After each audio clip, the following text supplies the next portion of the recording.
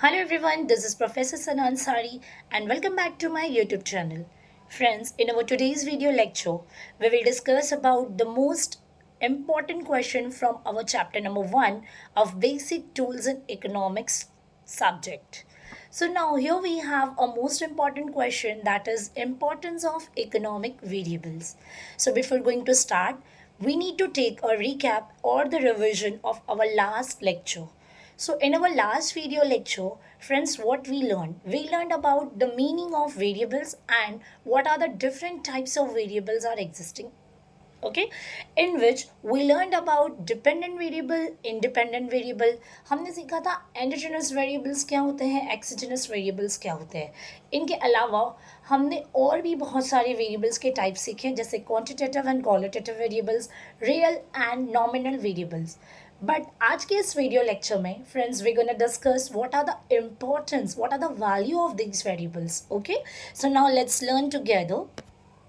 So here we're going to discuss about the variables, importance of economic variables. So here we have a very first which is called understanding economic trends. Yes friends, but obvious जो economic variables है, जैसे मैं आपको एक list of economic variables गिना देती हूँ. GDP, that is gross domestic production.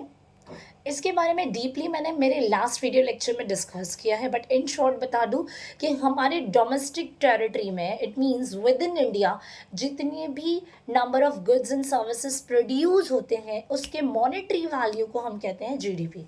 In short, the monetary value of all the goods and items produced within the country, within the domestic territories, are nothing but called gross domestic production. Okay friends, इसके अलावा मैंने inflation rate के बारे में सिखाया था. ये भी हमारा एक इकोनॉमिक वेरिएबल है. वेरिएबल्स क्या होते हैं? Anything that have some values, ठीक है.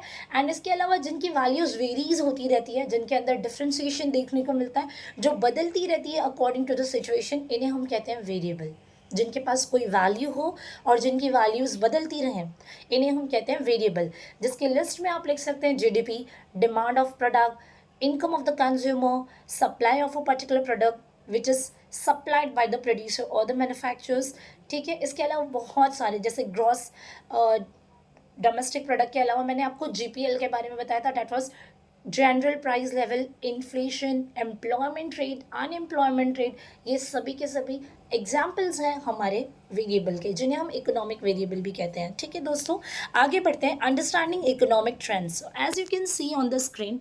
बट ऑब्वियस जो हमारे इकोनॉमिक वेरिएबल्स हैं जिनके टाइप्स मैंने आपके साथ गिनाए हैं, इकोनॉमिक ट्रेंड्स को समझने के लिए यही सारे इकोनॉमिक वेरिएबल्स हमें हेल्प करते हैं. यस फ्रेंड्स, जैसे जीडीपी है, सो हम इससे हमारे इकोनॉमिक परफॉर्मेंस को देखते हैं कि कब हमारा इकोनॉमी डाउन जा रहा है और कब हमारा इकोनॉमी अप जा रहा है. जैसे कि पैंडमिक का एग्जांपल ले सकते हैं आप लोग, कोविड-19 पैंडमिक.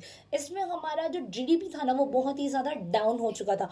ऑल तो जो लोग नहीं जानते थे ना अबाउट द जीडीपी, उन लोगों ने भी ये सेंटेंसेस यूज़ करना स्टार्ट कर दिया था कि भाई हमारी इकोनॉमी जो है, जीडीपी जो है हमारा, वो बहुत ही ज़्यादा डाउन होते जा रहा है. धीरे धीरे लोगों ने बात करना स्टार्ट की कि वो ज़ीरो हो गया, और लोगों ने यहाँ तक कि ये भी कहा कि हमारा जीडीपी नेगेटिव हो गया है. सो हम समझ सकते हैं दोस्तों, और अभी लोग ये कहना स्टार्ट कर रहे हैं कि yes we are on a recovery mode. हम अभी तक पैंडमिक के असर से निकले नहीं दोस्तों, बट हम रिकवर कर रहे हैं.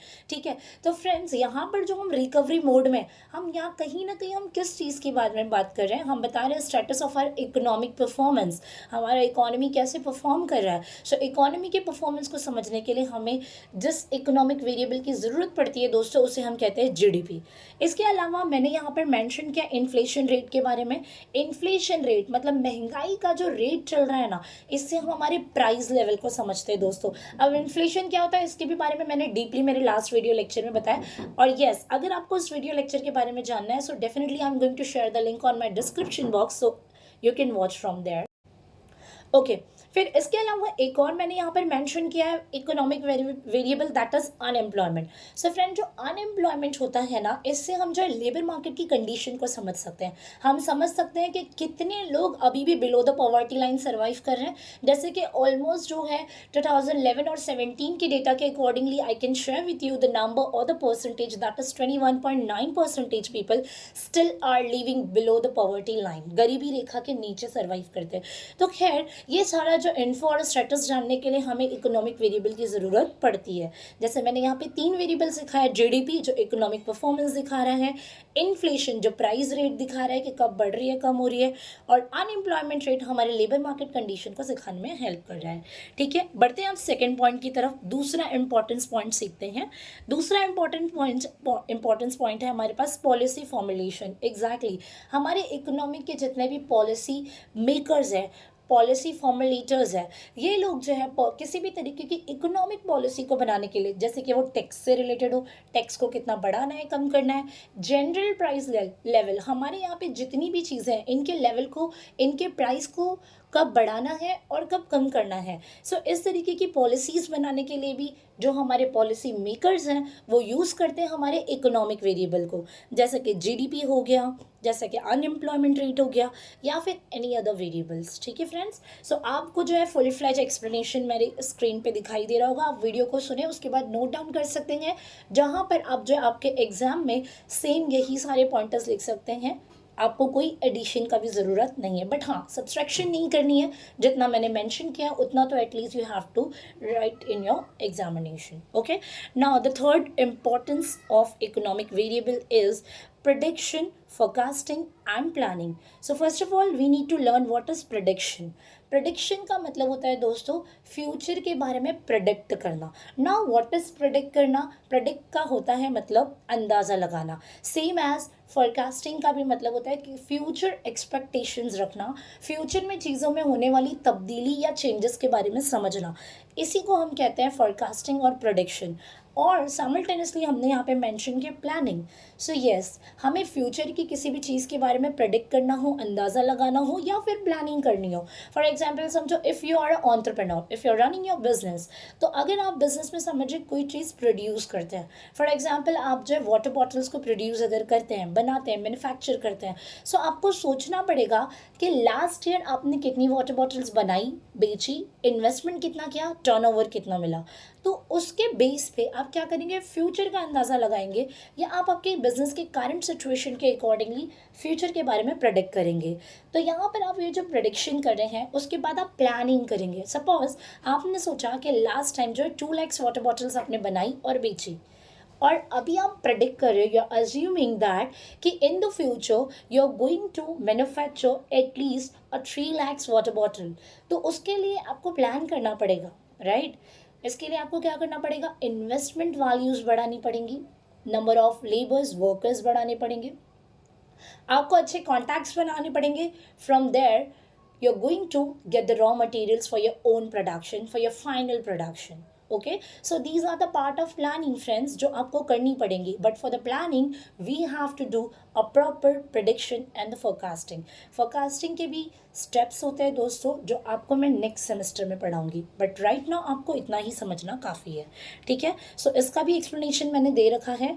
तो ये सारा प्लानिंग फोरकास्टिंग के लिए आपको अगेन प्राइस लेवल समझना पड़ेगा कि महंगाई कितनी हो जाएगी। अगर आप 3 लाख वाटर बॉटल बना रहे हैं, सो सेम रेट पे तो नहीं बेचेंगे जिस रेट पे बॉटल को आप आज बेच रहे हैं। आज अगर आप 150 का अपना बॉटल बेचते हो, तो सकता है इन द फ्यूचर आप उस बॉटल को 200 या 180 में बेचें, बिकॉज प्राइस लेवल भी तो बढ़ेगा। और उस बढ़ते हुए प्राइस लेवल को जानने के लिए आपको इन्फ्लेशन समझना पड़ेगा, और here inflation is a economic variable. Okay friends, तो चलिए आगे बढ़ते हैं हमारे नेक्स्ट पॉइंट की तरफ। यहाँ पर हमारा नेक्स्ट पॉइंट है इन्वेस्टमेंट स्ट्रैटेजीज। देखिए, इन्वेस्टमेंट लोग करते हैं किसी न किसी पर्पज़ के लिए। Economic variables like interest rates, inflation, GDP growth guided investors in making better decisions. देखिए, इन्वेस्टर्स को क्या करना पड़ता है, रेट ऑफ इंटरेस्ट कभी बढ़ते हैं और कभी गिरते हैं। ठीक है, सो लो रेट ऑफ इंटरेस्ट में क्या होएगा, इकोनॉमिक आपका जो इन्वेस्टमेंट है वहाँ पर you are not suppose to get a better returns with low rate of interest, but yes it is vice versa. अगर आपको हाई रेट ऑफ इंटरेस्ट मिल रहा है तो आप वहाँ पे इन्वेस्टमेंट करने के लिए ज़्यादा सोचोगे, क्योंकि वहाँ पे you are going to get a better returns in the future, right? So आप जो ये रिटर्न्स के बारे में सोच रहे हो जो आपको आपके इन्वेस्टमेंट से मिलेगा, वो डिपेंड करता है इंटरेस्ट रेट पे, और इंटरेस्ट रेट एक इकोनॉमिक वेरिएबल है। ठीक है फ्रेंड, सो इंटरेस्ट रेट्स का ये इंपॉर्टेंस है हमारे यहाँ पे हमारे स्टडी में, because it help us to take a decisions about a better investment. Okay, चलते बढ़ते हैं आगे। अब हमारे पास नेक्स्ट पॉइंट है, that is business decision making. इसके लिए तो मैंने एग्जांपल आपको अभी ही दे दिया वाटर बॉटल्स का कि यस एग्जैक्टली फ्यूचर डिसीजंस लेने के लिए और उसकी प्लानिंग के लिए और बेटर डिसीजंस, इफेक्टिव डिसीजंस, और हम ये कह सकते हैं कि प्रॉफिटेबल डिसीजंस को लेने के लिए हमें इकोनॉमिक वेरिएबल्स हेल्प करते हैं। जब हम प्राइस की भी बात कर रहे हैं तो इन्फ्लेशन रेट को देखेंगे, ठीक है, और इसके अलावा जैसे इन्वेस्टमेंट करना है तो इंटरेस्ट रेट्स को देखेंगे। So but always as a entrepreneur आप ये सारे इकोनॉमिक वेरिएबल्स को टेक केयर करेंगे whenever you are going to take a decisions for your business, ठीक है। सो इसका भी एक्सप्लेनेशन मैंने एड ऑन कर रखा है, आप लिख सकते हैं। Now we have another one that is understanding and tracking trends. हमारा जो इकोनॉमिक ट्रेंड्स है, इकोनॉमिक ट्रेंड्स क्या, जैसे जीडीपी कितना बढ़ रहा है, इन्फ्लेशन रेट कितना आ रहा है, महंगाई कितनी बढ़ रही है, डिफ्लेशन कितना है, पॉपुलेशन साइज कितना बढ़ रहा है, these are the some economic trends what we have to learn again and again to understand the economic performance. तो इन सारी चीज़ों का ट्रैकिंग रखने, इनके ट्रेंड्स को समझने के लिए भी हमें किसकी ज़रूरत पड़ती है, इकोनॉमिक वेरिएबल। और जब जीडीपी समझना है या इकोनॉमी की परफॉर्मेंस को देखना है, क्या ट्रेंड चल रहा है, परफॉर्मेंस अप जा रही है कम जा रही है, तो उसके लिए जीडीपी पढ़ना पड़ेगा। प्राइस लेवल अप जा रहा है डाउन जा रहा है, उसके लिए इन्फ्लेशन रेट समझना पड़ेगा। और साथ ही साथ आपको जो है इन्वेस्टमेंट कैसे करना चाहिए या नहीं करना चाहिए, उसके लिए आपको इंटरेस्ट रेट समझना पड़ेगा। तो here interest rates, GDP, population size, investment strategies, या फिर जो इन्फ्लेशन मैंने आपको बताया, ये सब का जब आप स्टडी करते हो इट मीन्स इन सब का एक इम्पॉर्टेंस है हमारे इकोनॉमिक वेरिएबल का, हमारे इकोनॉमिक डिसीजंस में, ठीक है फ्रेंड्स। तो यहाँ पर एक्सप्लेनेशन आपको ईजी वर्ड्स में दिया हुआ है, आपको पढ़ना है और स्क्रीनशॉट लेना है, ठीक है।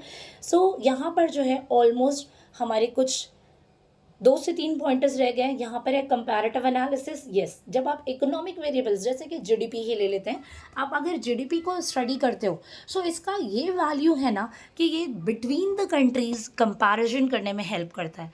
जैसे कि अगर हम जापान, जर्मनी, अफगानिस्तान या फिर पाकिस्तान के साथ अगर कंपेयर करते हैं तो किस बेस पे आप कंपेयर करेंगे फ्रेंड्स, तो हम कंपैरिजन करते हैं on the basis of their inflation rate, their population size and their GDP और their national income.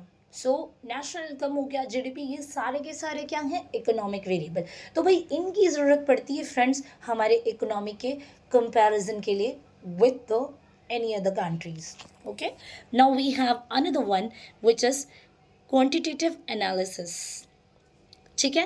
Quantitative it means economic variables हमें जो है एक साथ टुगेदर वी कैन से एग्रीगेटिवली किसी भी चीज़ को स्टडी करने में हेल्प करता है। So that is why we have a point that is quantitative analysis in which we can do the study many variables together. Okay, and the last point we have that is interest rates monitoring. इसमें मैंने पता है आपको जो investment strategies पढ़ाई थी same चीज़ यहाँ पर हो जाएगा कवर इंटरेस्ट रेट का। जब भी इंटरेस्ट रेट ज़्यादा होगा so we are trying to we are suppose to do a more investment, और जब भी इन्वेस्टमेंट आपका कम होगा वहाँ पर आप साइमल्टेनियसली क्या करेंगे, इन्वेस्टमेंट कम करेंगे जब इंटरेस्ट रेट्स कम होंगे। Okay, so here we have completed a most important question, that is the importance of economic variable friends, and definitely in our next video lecture we're going to cover the third question from the chapter number 1, that is uses of economic variables. So now that's all enough for today. If anybody have any doubt and difficulty, so you guys can do comment on my YouTube channel. That's all enough for today. Bye bye, have a nice day and take care everybody.